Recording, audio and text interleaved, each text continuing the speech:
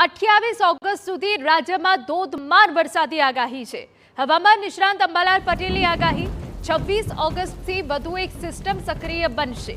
રાજ્યના મોટાભાગના વિસ્તારોમાં ભારે વરસાદ આવશે તેવી આગાહી વ્યક્ત કરી છે। ઉત્તર ગુજરાત, મધ્ય ગુજરાતમાં ભારે વરસાદના એંધાણ, દક્ષિણ ગુજરાતના કેટલાક વિસ્તારોમાં અતિ ભારેની શક્યતા। રાજ્યની અનેક નદીઓમાં પૂરની સ્થિતિ પણ સર્જાઈ શકે। બનાસકાંઠા, સાબરકાંઠા, અરવલ્લીના અનેક વિસ્તારોમાં ભારે વરસાદી શક્યતાઓ દેખાઈ રહી છે। મહીસાગર, પંચમહાલમાં પણ ધોધમારના એંધાણ વર્તાઈ રહ્યા છે, તો સૌરાષ્ટ્ર, અમદાવાદ, ગાંધીનગરમાં હળવાથી ભારે વરસાદી ઝાપટા પડવાની શક્યતા છે। તારીખ 26 ઓગસ્ટથી એક બીજું બંગાળ ઉપસાગરમાંથી વરસાદી વહન આવતા તારીખ 28 સુધીમાં ગુજરાતના ઘણા ભાગોમાં ભારેથી અતિ ભારે વરસાદ થવાની શક્યતા રહેશે। ઉત્તર ગુજરાત, મધ્ય ગુજરાત, પૂર્વ ગુજરાત અને દક્ષિણ ગુજરાતના કેટલાક ભાગમાં ભારેથી અતિ ભારે વરસાદ થવાની શક્યતા રહેશે। અમદાવાદ, ગાંધીનગરમાં પણ ભારે વરસાદી ઝાપટા પડવાની શક્યતા રહેશે।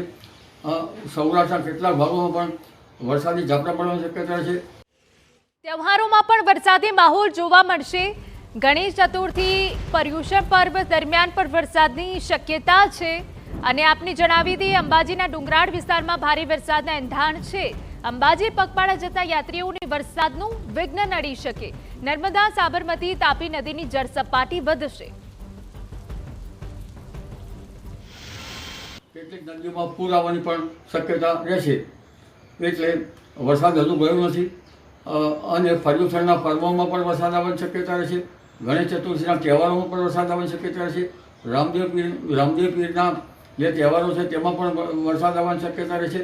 અંબાજીના ડુંગરાળ વિસ્તારમાં વરસાદ થવાની શક્યતા રહેશે, એટલે આ વરસાદ થતાં યાત્રિકો માટે ક્યારેક સારું તો ક્યારેક હરકત આવી શકવાની શક્યતા રહેશે।